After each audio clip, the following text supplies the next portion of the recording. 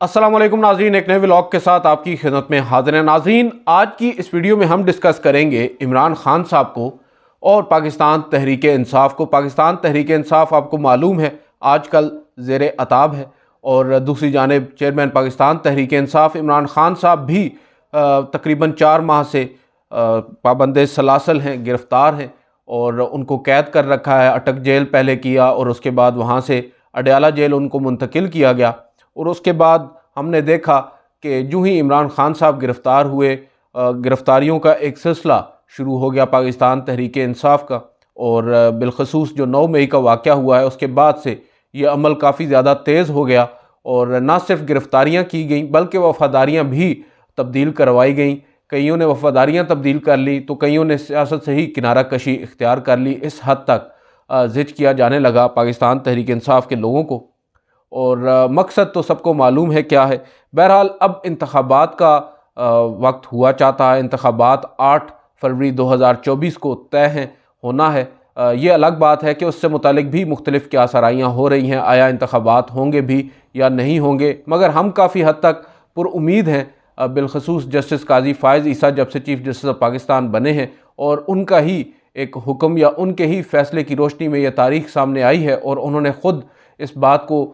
واضح کیا ہے تمام فریقین پر کہ جو انتخابات کی تاریخ 8 فروری ہوگی وہ پتھر پر لکیر تصور کی جائے گی، یعنی وہ تاریخ بدلنے نہیں دی جائے گی، اور عدالت اپنے فیصلے پر عمل درآمد کروائے گی۔ لہٰذا ہم چیف جسٹس آف پاکستان کے ان الفاظ پر پر امید ہیں کہ وہ اپنے اس فیصلے پر عمل درآمد بھی یقینی بنوائیں گے اور انتخابات بر وقت ہو جائیں گے۔ لیکن مدعا یہاں پر ختم نہیں ہوتا، انتخابات ہو جانے سے مسئلہ حل نہیں ہوتا۔ ایک سب سے بڑی سیاسی جماعت، اس کا سربراہ جو ہے وہ پابند سلاسل ہے، اور جو انصاف ان کے نام میں خیر انصاف ہے پاکستان تحریک انصاف کو، مگر آج کل ان کو انصاف مل نہیں پا رہا۔ ان کو جو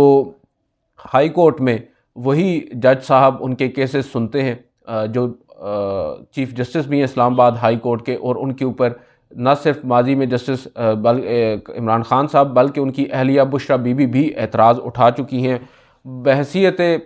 پارٹی پاکستان تحریک انصاف بھی ان پر متعدد اعتراضات اٹھا چکی ہے، باوجود اس کے مقدمات وہی ان کے سن رہے ہیں۔ اب اس تمام تر آپ کہہ سکتے ہیں پیراہے میں جو عمران خان صاحب ہیں، ان کی واحد امید ہمیں جو نظر آ رہی ہے وہ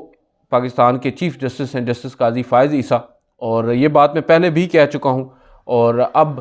یہ بات عمران خان صاحب نے خود اس کی تصدیق کی ہے۔ انہوں نے ایک خط لکھا ہے عمران خان چیف جسٹس قاضی فائز عیسیٰ کو، اور اس خط میں انہوں نے کافی ڈیٹیل میں باتیں کی ہیں۔ کل 7 صفحات پر مشتمل یہ خط ہے۔ اس خط کے پیچھے بھی ایک عجیب سی بحث ہے۔ کل یہ خط سرکولیٹ ہوا سوشل میڈیا پر صبح، اور بتایا گیا کہ عمران خان صاحب نے چیف جسٹس کو خط لکھ دیا ہے اور خط پہنچ گیا ہے۔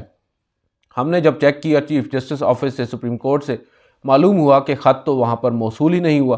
اس کے بعد جو کاپی ہمیں دی گئی، اس کاپی پر نہ یہ بتایا گیا کہ یہ کس کو ایڈریس کیا جا رہا ہے اس خط میں، اور نہ ہی یہ اس کے اندر مینشن تھا کہ یہ خط لکھا کس نے ہے۔ بہرحال یہ اس میسج کے ساتھ ضرور لکھا گیا کہ یہ عمران خان صاحب نے قاضی فائز عیسیٰ کو خط لکھا ہے، لیکن اس خط کے اوپر کچھ مینشن نہیں تھا، نہ ہی دستخط تھے عمران خان صاحب کے یا ان کے کسی ریپریزنٹیٹیو کے۔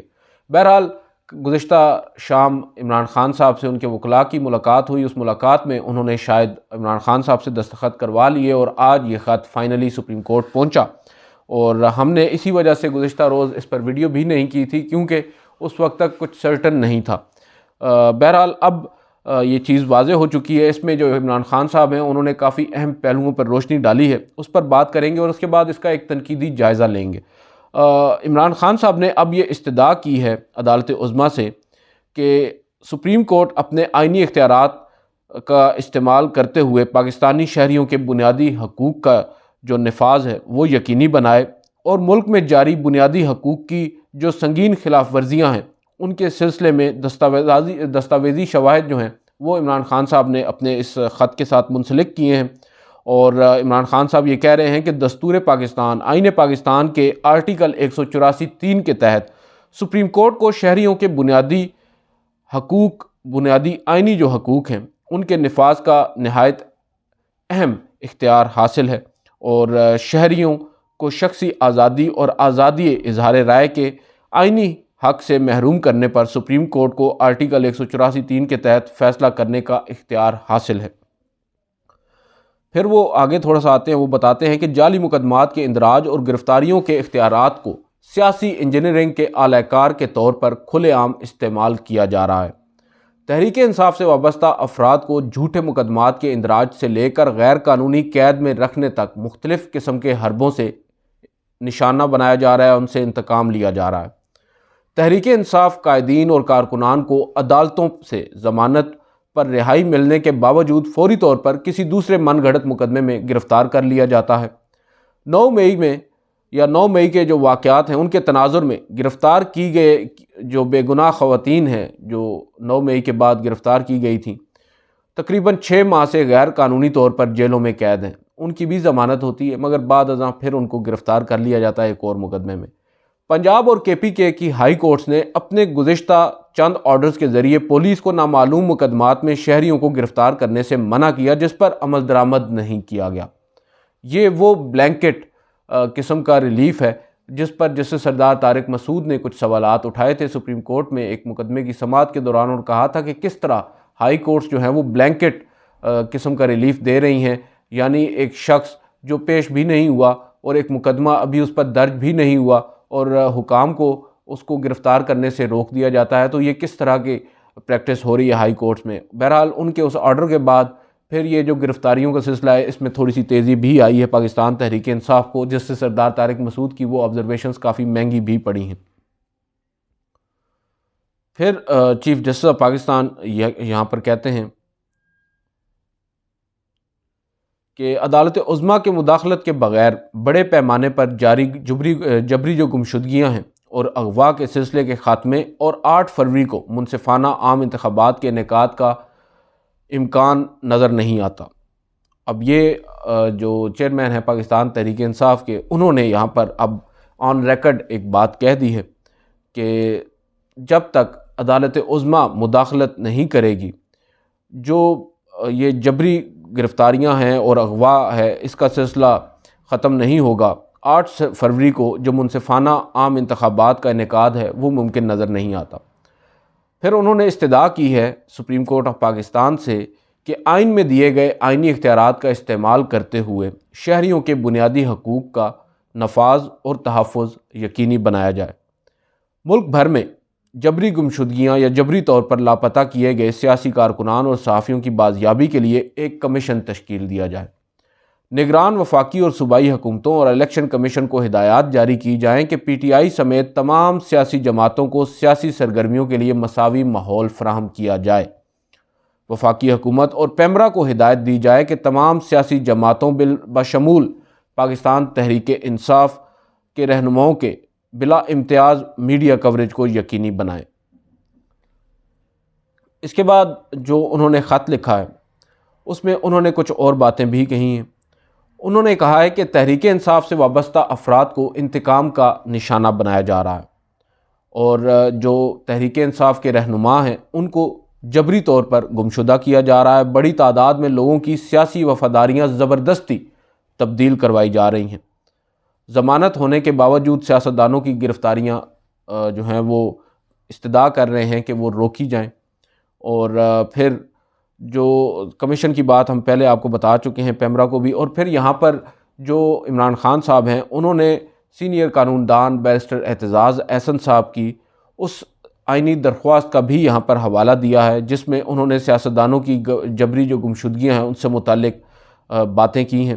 اور پھر یہاں پر آخر میں وہ سپریم کورٹ آف پاکستان یا چیف جسٹس آف پاکستان سے یہ کہہ رہے ہیں کہ اس خط کو آئین کے آرٹیکل 184(3)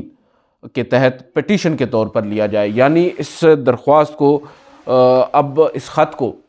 اس آئینی درخواست میں تبدیل کیا جائے، یعنی یہ سپریم کورٹ میں یہ سمجھا جائے کہ ایک درخواست دائر کی گئی ہے 184(3) کے تحت۔ سوال یہ اٹھتا ہے کہ عمران خان صاحب نے بے شک یہاں پر مختلف پہلوؤں پر روشنی ڈالی ہے، مگر کیا قاضی فائز عیسیٰ صاحب عمران خان صاحب کو وہ ریلیف دے پائیں گے جو عمران خان صاحب ان سے ساٹ کر رہے ہیں یا جو مطالبہ کر رہے ہیں، جو استدعا وہ کر رہے ہیں؟ کیا قاضی فائز عیسیٰ صاحب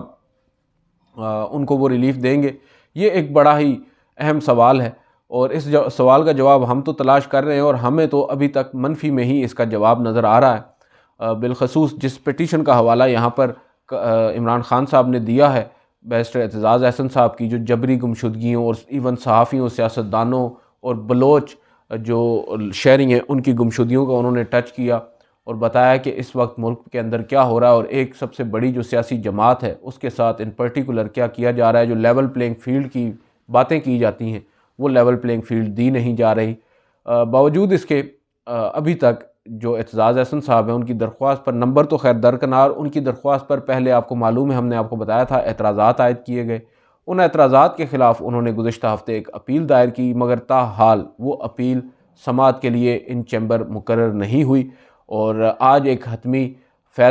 جو کاز لسٹ ہے، یا آپ جس کو کہہ سکتے ہیں فائنل کاز لسٹ ہے آئندہ آنے والے ہفتے کی، وہ جاری کی گئی ہے، مگر اس کاز لسٹ کے اندر اس بات کا کوئی ذکر نہیں ہے۔ بہرحال جو چیمبر اپیلز ہوتی ہیں ان کے لیے الگ سے سپلیمنٹری کاز لسٹ جاری ہوتی ہے، مگر ابھی تک وہ سپلیمنٹری کاز لسٹ بھی جاری نہیں ہو سکی، اور امکان آپ کہہ سکتے ہیں ابھی تک نظر نہیں آ رہا کہ عمران خان صاحب کی جو وہ بیرسٹر اعتزاز احسن صاحب کی پہلے والی درخواست یا آج کا یہ جو خط ہے اس پر سپریم کورٹ حرکت میں آئے گی۔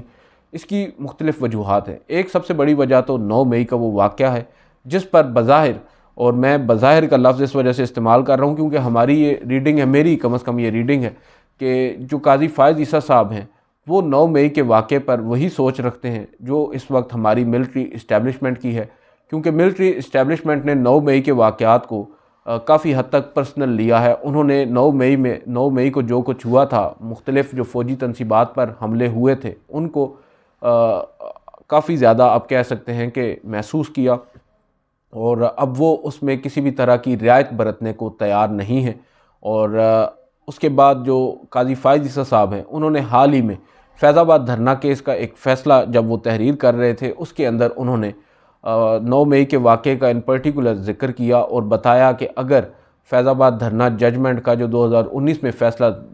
وہ ججمنٹ آئی تھی 2019 میں، اس پر عمل درآمد کر لیا گیا ہوتا تو 9 مئی کے واقعات نہ ہوتے۔ تو اس سے ہمیں یہ ایک چیز نظر آئی کہ شاید چیف جسٹس نے ایک اپنے انداز میں ایک پیغام دیا ہے پاکستان تحریک انصاف کو بھی کہ 9 مئی کے واقعے پر وہ بھی کسی بھی طرح کی ان سے گنجائش یا ان سے ریلیف کی توقع نہ کی جائے۔ بہرحال دیکھتے ہیں چیف جسٹس قاضی فائز عیسیٰ اب اس خط کے اوپر آیا کوئی رد عمل دیں گے یا نہیں۔ آج بحث ہو رہی تھی سپریم کورٹ میں، ہم کچھ صحافیوں کے ساتھ میں بیٹھا تھا، وہاں پر مختلف آراء تھیں کہ آیا اس درخواست کے اوپر یا اس خط کے اوپر چیف جسٹس معاملے کو ٹیک اپ کریں گے یا نہیں کریں گے۔ تو ہمارے دوست ہیں انہوں نے کہا کہ وہ ٹیک اپ کر بھی لیں گے تو کیا کریں گے، ان کے پاس کیا اختیار ہے، جو بھی ہو رہا ہے وہ ایگزیکٹو کر رہی ہے، عدلیہ ایگزیکٹو کے معاملات میں مداخلت نہیں کر سکتی۔ ہم نے یہاں تک میں اپنی بات کروں، میں نے تو ان کی رائے سے اتفاق کیا ہے، مگر ساتھ ساتھ میرا یہ ماننا ہے، میں یہ سمجھتا ہوں کہ چیف جسٹس آف پاکستان بھلے ہی اتنے زیادہ با اختیار نہیں ہیں، اب تو معاملات خیر ان کے پاس پرسنل لیول پہ رہے بھی نہیں ہیں، انہوں نے کافی اپنے اختیارات تفویض کر دیے ہیں، اور جو بینچز یا کیسز کو سماعت کے لیے مقرر کرنے کا معاملہ ہے 3 رکنی کمیٹی اس کو دیکھ رہی ہے۔ باوجود اس کے چیف جسٹس اگر عملی طور پر اور کچھ نہیں کر سکتے تو انڈورس کر سکتے ہیں، یا ایک سٹیٹمنٹ ان کی جانب سے آ سکتا ہے، سٹیٹمنٹ ایک پریس ریلیز کی صورت میں نہیں، مگر ان کی یہ جو آئینی درخواستیں ہیں اس طرح کی جو پاکستان تحریک انصاف دائر کر رہی ہے، کم از کم ان پر بینچ تشکیل دیا جائے۔ اگر ان درخواستوں پر بینچ تشکیل دیا جاتا ہے یا دے دیا جاتا ہے تو یہ بھی ان اٹ سیلف ایک بہت بڑا ریلیف ہوگا، کیونکہ اگر آئین اور قانون کی روشنی میں ان معاملات کا عدالت کوئی بھی عدالت جائزہ لے گی تو آبویسلی ریلیف تو ملے گا۔ اس وقت اگریو پارٹی ہے پاکستان تحریک انصاف، بھلے ہی ان سے ماضی میں جو بھی غلطیاں ہوئی ہیں، مگر آج جو کچھ ہو رہا ہے وہ بھی قانونی تو کم از کم نظر نہیں آ رہا۔ ہو سکتا ہے اس میں ہماری ریاست کی مصلحت ضرور شامل ہو، مگر جو بات آپ کہہ سکتے ہیں آئین اور قانون کی اگر ہوتی ہے، عدالتوں نے تو آئین اور قانون کے مطابق ہی بات کرنا ہوتی ہے، فیصلے کرنا ہوتے ہیں۔ اگر ہم تکنیکی طور پر بات کریں تو اس پر اگر یہ معاملات دیکھے جائیں تو پھر آبویسلی ان کو ریلیف ملے گا۔ تو میں یہ سمجھتا ہوں کہ چیف جسٹس بہت کچھ کر سکتے ہیں، چیف جسٹس اس معاملے کو ٹیک اپ کر سکتے ہیں، اس پر ایک بینچ بنا سکتے ہیں اور اس کے سامنے آ کر پاکستان تحریک انصاف اپنا موقف رکھ سکتی ہے۔ جو ان کے پاس شواہد ہیں، جو ان کے پاس آرگیومنٹس ہیں، کم از کم ان کو سنوائی کا موقع تو ملنا چاہیے، یہ بات سب سے زیادہ اہم ہے، کیونکہ ہائی کورٹ میں ان کے بقول، پاکستان تحریک انصاف کے بقول کہ ان کو وہ ریلیف نہیں مل پا رہا جو ان کا حق ہے، اور انہوں نے جن جج صاحب پر اعتراض عائد کر رکھا ہے وہی جج صاحب متواتر ان کے کیسز کو سن رہے ہیں، تو اس پر یہاں پر مجھے جہاں تک اندازہ ہوتا ہے پاکستان تحریک انصاف کا یہاں تک جو ایک مطالبہ ہے سپریم کورٹ سے کہ وہ ان کے کیسز کو ٹیک اپ کرے تو وہ کافی حد تک جائز ہے۔ دوسری جانب پاکستان تحریک انصاف کے جو مقدمات ہیں وہ ابھی تک مقرر بھی نہیں ہو رہے۔ حال ہی میں سائفر کیس سماعت کے لیے مقرر ہوا، مگر اس میں وقت لیا گیا، اول تو حامد خان صاحب کی جانب سے، دوسری جانب سلمان صفدر صاحب ضمانت کے کیس میں پیش ہوئے، اس میں بھی سماعت ملتوی ہوئی۔ اب آئندہ ہفتے کی جو کاز لسٹ جاری ہوئی ہے اس میں وہ دونوں مقدمات بھی سماعت کے لیے مقرر نہیں ہیں، اور جہاں تک ہماری اطلاعات ہیں آئندہ ہفتے کوئی اور بھی اہم نوعیت کا جو معاملہ ہے یا جو آئینی درخواستیں ہیں ان کو غالباً ٹیک اپ نہ کیا جائے، اور ہو سکتا ہے فوجی عدالتوں کے خلاف جو اپیلیں آئی ہیں ان کو عدالت ضرور سن لے، وہ تو وفاقی حکومت نے دائر کی ہے، وزارت دفاع نے دائر کی ہے۔ بہرحال کافی معاملات اب آگے اگلے آنے والے چند دنوں میں واضح ہو جائیں گے، کیونکہ اب موسم جو آپ کہہ سکتے ہیں سرما کی تعطیلات ہیں وہ بھی آنے کو ہیں، اور اب تقریباً 20 دن، 20 بھی نہیں 15 سے 16 دن، اور ورکنگ ڈیز تو 8-10 ہی بنتے ہیں۔ 8-10 دنوں میں کم از کم صورتحال واضح ہو جائے گی کہ عمران خان صاحب کے ساتھ کیا ہونے جا رہا ہے، اور آیا وہ انتخابات سے قبل جیل سے باہر آ پائیں گے یا نہیں آ پائیں گے، اور کیا ان کی جو نااہلی ہے وہ برقرار رہے گی یا ختم ہو جائے گی۔ آج کی اس ویڈیو سے اتنا ہی، اجازت دیجیے، اللہ حافظ۔